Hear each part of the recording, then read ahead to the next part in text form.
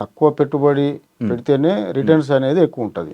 ఒక మురళీమోహన్ గారు, ఆలీ గారు, తర్వాత కొంతమంది రియల్ ఎస్టేట్లో మేము రేవంత్ రెడ్డి గారు కూడా అంటున్నారు, మేము లక్షల్లో కొన్నాను, నేను ఒక 5 లక్షలకు 10 లక్షలకు ఎకరం కొంటే అది ఇప్పుడు దాదాపు 100 కోట్లు ఎకరం అయిందని అంటున్నాడు. అంటే ఇన్ స్పాన్ ఆఫ్ 15-20 ఇయర్స్లో చాలా వేరియేషన్ మనం హైదరాబాద్లో చూసినాం. ఇప్పుడు ఇంత మనకు ఇవన్నీ వచ్చినాక కూడా మనకు 20,000-30,000 మధ్యలో మనకు ఈస్ట్లో దొరుకుతున్నది. ఈస్ట్లో ఎందుకు కొనాలి అంటే ఒక 12 కిలోమీటర్స్ రేడియస్లో మనకు 3 నేషనల్ హైవేలు ఉన్నాయి. అది వరంగల్ హైవే కావచ్చు, అప్కమింగ్ భద్రాచలం హైవే, తర్వాత ఎగ్జిస్టింగ్ విజయవాడ హైవే.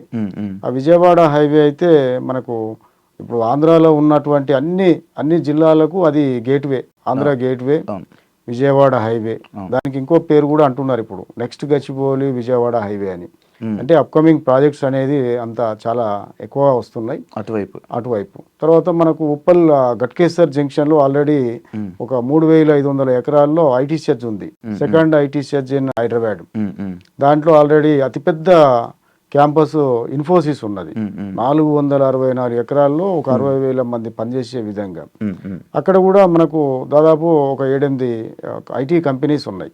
తర్వాత అప్కమింగ్ కొన్ని కంపెనీలు వస్తూ ఉన్నాయి. తర్వాత అదేవిధంగా third IT SEZ Adibatla IT SEZ, అక్కడ ఆల్రెడీ వర్కింగ్ మనకు టీసీఎస్, కాగ్నిజెంట్, టాటా ఏరోస్పేస్, తర్వాత ఫాక్స్కాన్ కంపెనీ, తర్వాత కొన్ని ఒక ఇంటర్నేషనల్ హాస్పిటల్స్, తర్వాత రంగారెడ్డి జిల్లా కలెక్టరేటు, తర్వాత టెక్స్టైల్ పార్క్ కావచ్చు, ఫ్యాబ్ సిటీ కావచ్చు, తర్వాత ఇప్పుడు మనకు ఫ్యూచర్ సిటీగా ఉన్న ఆ ప్రాంతం కావచ్చు, అవన్నీ కూడా చాలా దగ్గరే మనకు హైదరాబాద్ ఈస్ట్కు.